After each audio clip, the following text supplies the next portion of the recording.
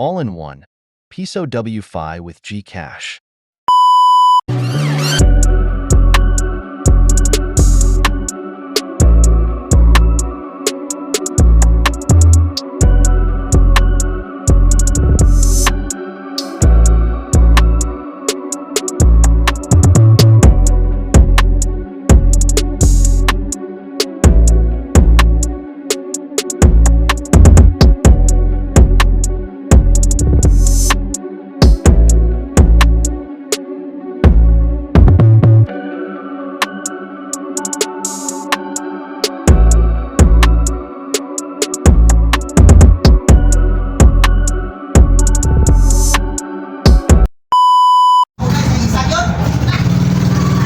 Hello guys, may project tayo ngayon guys.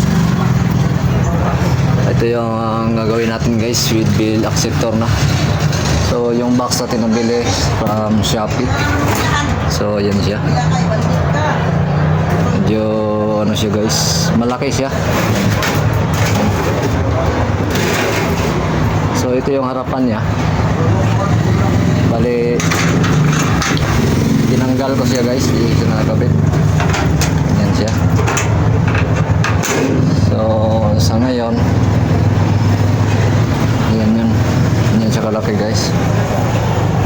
So ngayon binaliktad ko siya guys, ano siya, sa likod ko siya ikakabit guys, kasi pag sa harapan guys hindi kakasya yung ano natin. Kasi ito pala yung bill acceptor natin guys. Ito dito siya sa loob natin kakabit guys. Yan. So ganito yung itsura ng harap niya guys. So yan siya.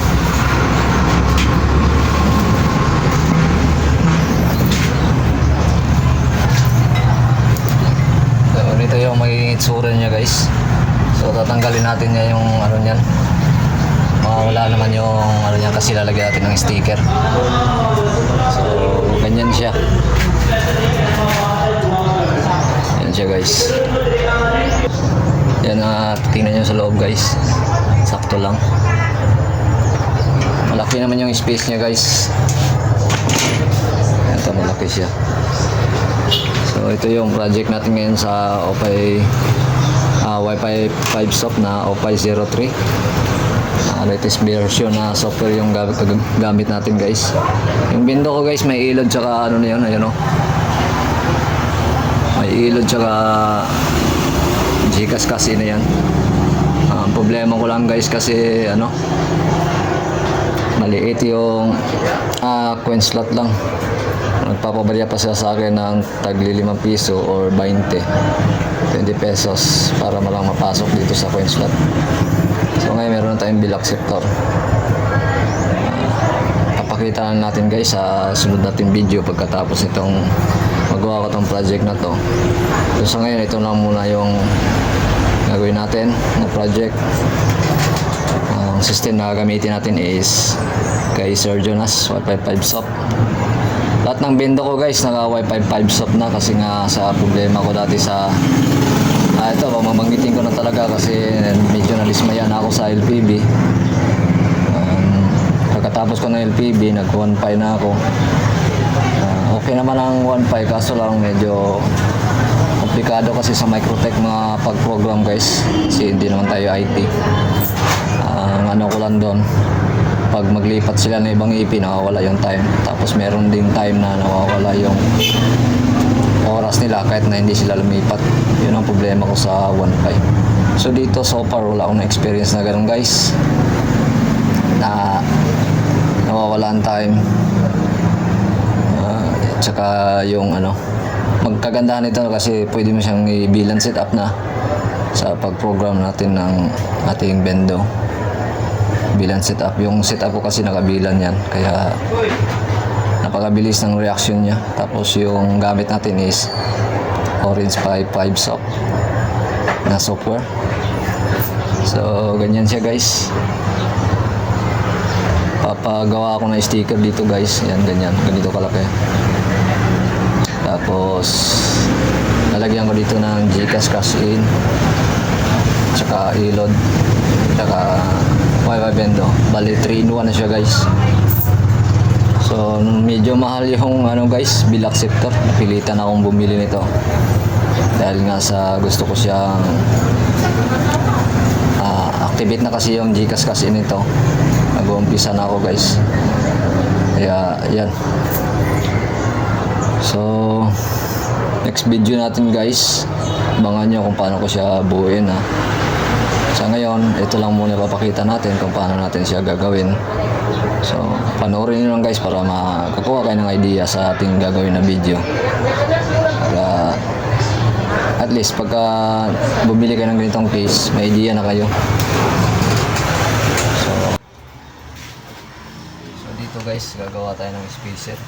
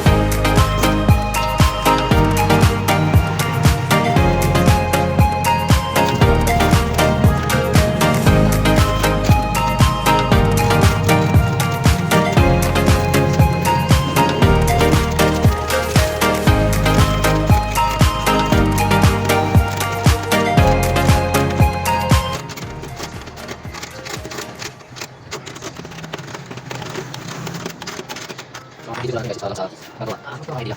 So, tingnan nyo guys. Ayan. Switch nyo sa ilalim. Tingnan natin kung tayo ba. So, yun. So, yun. Switch. Ito guys.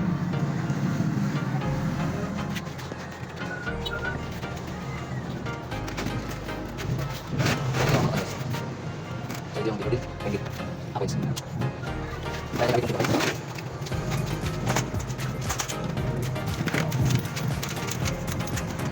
So, ano guys? Layo guys. So, yun siya guys. Chinese yung tatak niya dito. Kasi sa China natin nabili itong box na. Utility box ata to. Ayan siya. Malaki yan guys. Tingnan nyo. Isang dangkal. Dalawang dangkal. Tapos yung lakad niya. Isang dangkal at kalahati.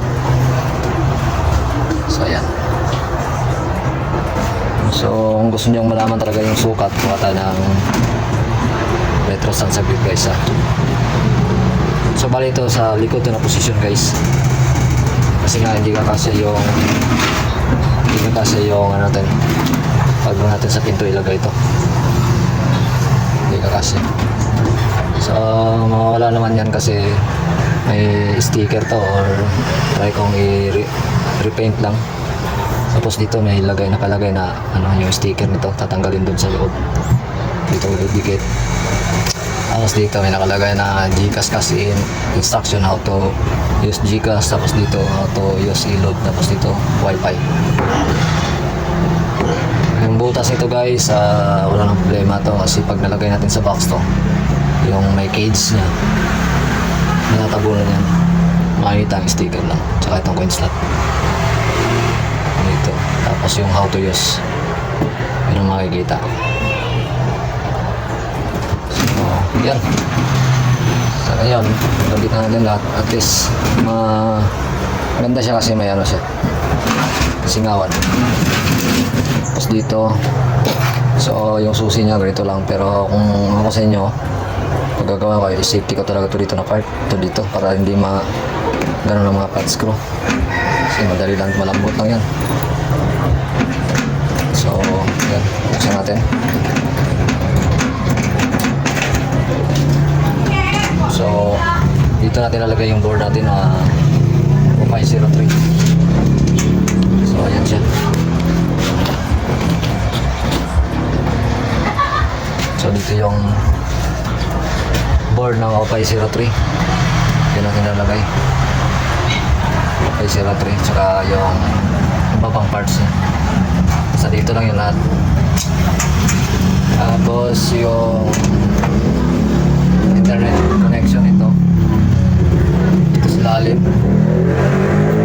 Maganda sa ilalim siguro. Parang hindi ko ito lalagay dito guys. Magbubutas na siguro ako dito. Siguro dito kung magbubutas banda sa gilid. Hindi dito. O dito sa gitna. Kasi hindi pwede yung wire natin na mula sa taas diretso doon kasi pagka umulan papunta sa ating board yung diretso. Maganda guys pag mag-wiring kayo, pababa mo na yung wire sa kanyo, ilagay dito sa may butas. So kung guess nyo ba yung ibig ko sabihin, kasi para nga hindi minsan kasi meron tendency na papasok yung mga tubig gagapang sa wire. Pag nakadiretso lang yung napasok sa wire, pag nawala na, kasi sa labas ko ito lalagay guys, rain or shine siya guys. Pero meron tong cable guys, may atip din to dito. Tapos itong part na to is ang back na to guys. Yan. So yung manipis siya guys, napakanipis niya. Kaya nakita ko dito guys, stainless pero mahal, umabot ng mahigit 2,000. Pero pag gagawa ko next time ito, ang gusto ko ng box guys yung heavy duty talaga. Kahit na gumastos ako ng mga 2,000 sa box, basta heavy duty. Yung para hindi talaga basta-basta na mabuksan. Baka nyo next time guys gagawa tayo ng ganun na box na klase na heavy duty. So, sa ngayon ito lang muna. Kasi dito sa bahay ito. Magaganda nito guys, may bill accept ko talaga. So, abangan yung next video natin guys na ano na, ma-wiringan natin to, malagay natin Wi-Fi 03 natin. Hindi ko matanggal yung Wi-Fi 03 kasi nga madaming online ngayon. Kaya hindi ko siya maklas para ikabit na. Siguro baklasin ko yun one day na walang internet muna sila. Kasi may PPV kasi doon eh. Kundi antayin ko mag-burn out. Pero dapat mabuo ko na itong box saka yung lagayan niya. Kasi para tong ano, water dispenser ang style nito guys. Nakatayo siya. Parang ganun sa ano guys. Parang ganito na siya guys. Ganyan. Ganyan yung mangyayari sa box niya. Pero malaki lang ito masyado. Chop ko. Tapos dito yung solar setup natin next ano. Magkapera naman tayo. Diyan yung solar setup. Tapos dito yung parang ano natin yung server sa ating wifi din. Internet sa wifi din do. Kasi nagsusupply din tayo ng internet guys sa mga bulubundukin sa amin dito. So ayun, I hope na makakuha kayo ng idea sa disenyo natin ngayon na bago na metal box. Ayan, manipis siya guys. So, ito lalagay siya nga to sa loob, metal din to, metal plate niya, pero hindi ko na gagamitin to guys. Kasi kaya ko lang kung pwede pa sa ilagay ito. Sa loob to guys nung pinagbibigyan natin ng ano 5%. Pero dito ko siya balak na ilagay na para dito.